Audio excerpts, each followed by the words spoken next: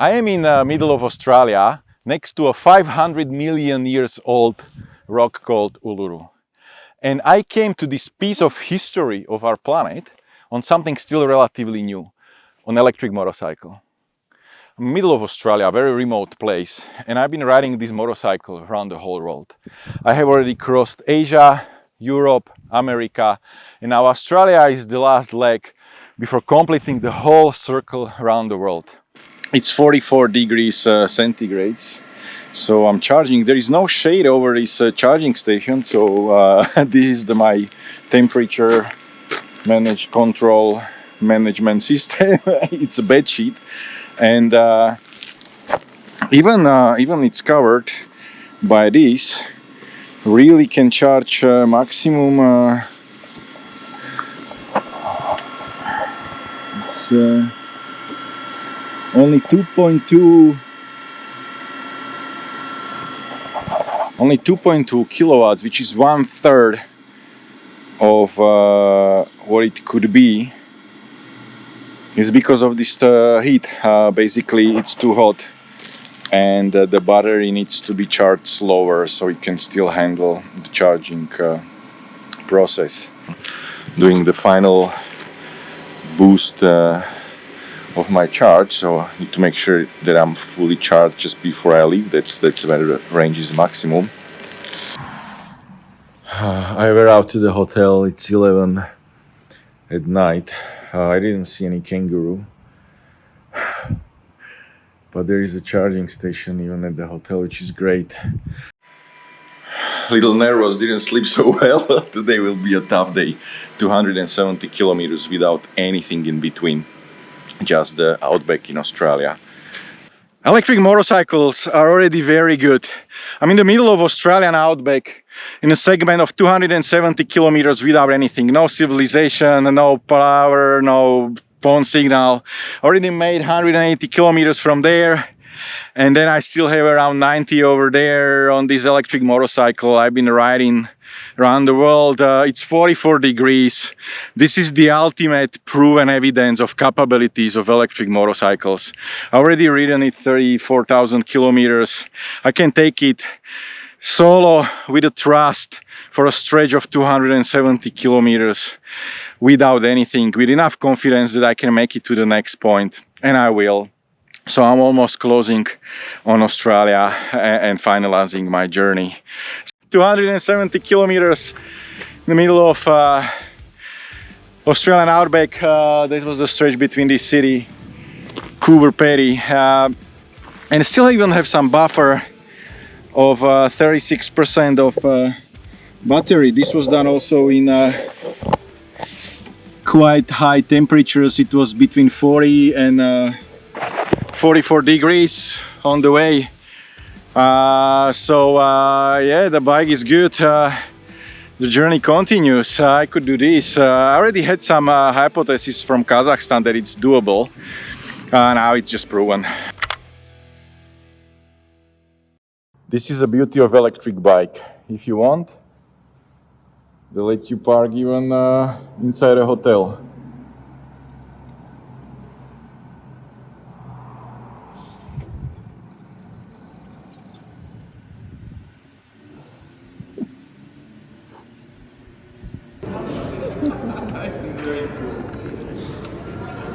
I'm a good rider too. I'm a good rider. Maybe this is not that much happy for me. I'm just kidding. Okay. So Yeah, anyways. Yeah, it's better. yeah, this is when you know that it's going to rain ahead of you, so maybe a little wait. It's everywhere else is quite nice.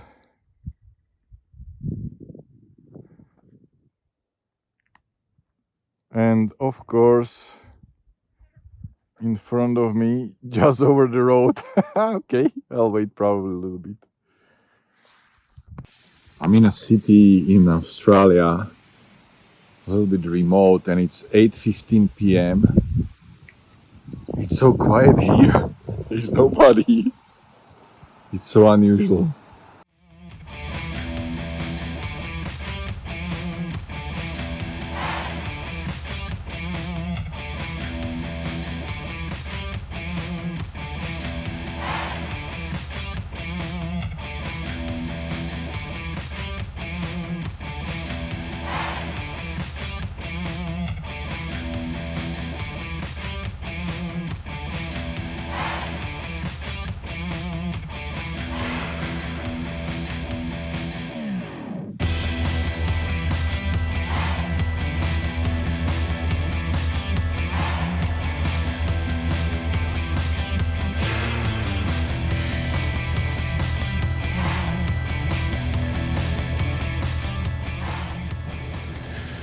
What an amazing ride this is, and nobody's here because it's middle of the summer, so it's 43 degrees centigrade in the evening. It's 6 o'clock p.m.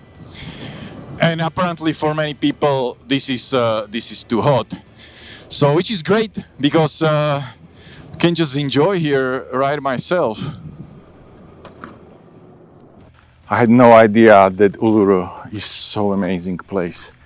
This is the walk here. And nobody here because I'm here in summer.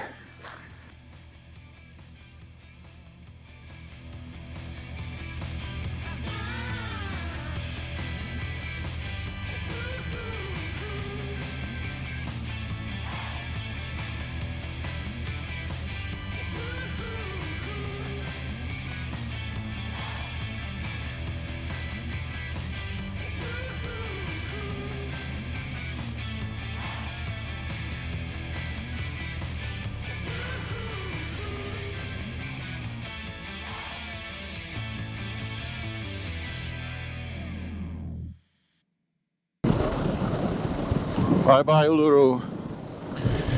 What an experience. I have been pushed by desire to basically be the first to bring electric motorcycle here, which I did, and I feel happy about it. But interestingly enough, I feel even happier about places like this existing on this planet, connecting us to the past and making us realize what humanity already went through. It's just amazing double feeling. Happy to be here because I'm here on electric motorcycle, which is a real achievement. But also I'm happy when I was here as a person who could experience this amazing place.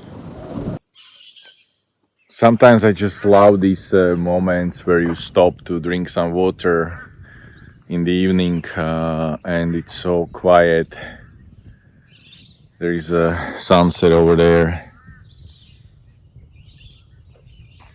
Trying to spot some kangaroo. Saw one finally for the first time. Heading there to Darwin, almost another 400 kilometers. Mixed feelings. This is the last night of my ride here in Australia. So today I will finish in Darwin, from which I will go on a boat to return to Timor-Leste and Indonesia. So I don't know, I liked it here. So today is my last day riding in Australia. I'm at Darwin and I crossed almost 5,000 kilometers across the whole continent. And the one thing I was saying, that's strange that I have not seen a single kangaroo on my journey. This has changed yesterday evening. So yesterday I was riding, it was already starting to be dark, so I was careful because I know they come out in the evening, so I thought maybe I will finally see a kangaroo. And I did.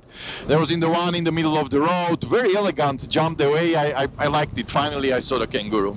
Then I saw even a small herd next to the road, 5-6 kangaroos. Like, wow, finally kangaroos, I'm so happy. And then I continue and I saw two standing on the road, so I slow down, go making sure I don't hit them, and then just come next to them really 1 meter, and then they start hopping. The front one just hops a little bit to the side and the other one starts hopping next to me. I'm going like 10 kilometers per hour and it's just next to me, and I go very slowly, and then I expect, okay, so now it will hop back to the bushes, and I continue, and then suddenly the kangaroo jumps on me on the bike. As I'm sitting on the bike, it just jumped here from the side, and it almost like hugged me or something. I felt it. It was interesting. It has interesting surface. I felt it on my body, and then it just fell to the and yeah, I was slow, so nothing happened serious. And then just jumped back to the road and ran away. But basically, finally, I just didn't see a kangaroo. I was riding with a kangaroo on my motorbike yesterday. Super cool. And I'm here at the Darwin University. I'm charging my bike, and this is perfect example of what zero emission means. So the charger is charged from the solar, goes directly into my motorcycle.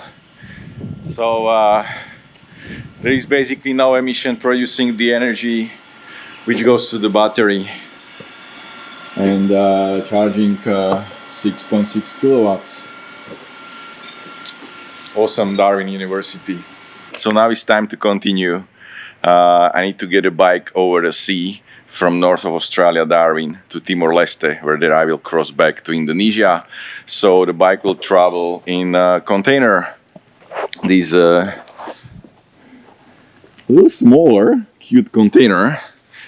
And yeah, it's ready to go. So bye, see you in Timor-Leste. I need to fly there. I made it, I crossed Australia. Now I'm in Darwin after 5,800 kilometers, crossing from Sydney to Adelaide and then across the Outback to the north. So I have just put my bike on the boat and it will go across the sea to Timor-Leste, from which I will continue back to Indonesia where I started. So Australia was sort of a culmination of all the challenges I had on this journey, because you had long stretches of road without anything, 250 kilometers, several of those, but I was already prepared for it from Kazakhstan and had experienced how to cross such distances without any power. I got a hot weather. I'm here in a summer, Australian summer, which is sometimes you get good 45 centigrade degrees temperatures, but again that's something I was already used to from Gobi desert. And you get a bit of rain, which again I've gone through on the journey a lot. So it's been like a culmination of all the challenges, but I already knew how to handle them. So actually I enjoyed it a lot. So because you have challenges, but on the other hand the country has great infrastructure, excellent supply chain. Even staying in some very remote place was well supplied, so I could, you know, eat decent food and had a proper sleep while my bike is charging. So all of that was quite nice. Also people are amazing. I got so good engagement from variety of people. Media, yeah, I get a good presence here in the national media, but also groups of EV enthusiasts. Had some barbecues with them, a lot of meetings, food. They took me, showed me the places. Really nice. Aussies, awesome people. And also I realized that I am really lucky guy. So I thought throughout this journey that, you know, because of the delay I had at the beginning, I thought I hit the rainy season in Southeast Asia. I was going through rain all the time. Then I was also delayed, so I got a winter in the US, so I had a snow, it was tough. And now I'm here in Australia in the middle of the summer, which is really hot, and they think that this is like the worst part of the year. But without knowing, actually I'm super lucky, because if I was here during the normal time, probably I would not be able to make it, because all the places where I would need to stay would be fully booked and there are no alternatives. So as I was going through the center of Australia, you get only, you know, one place to stay every 250 kilometers.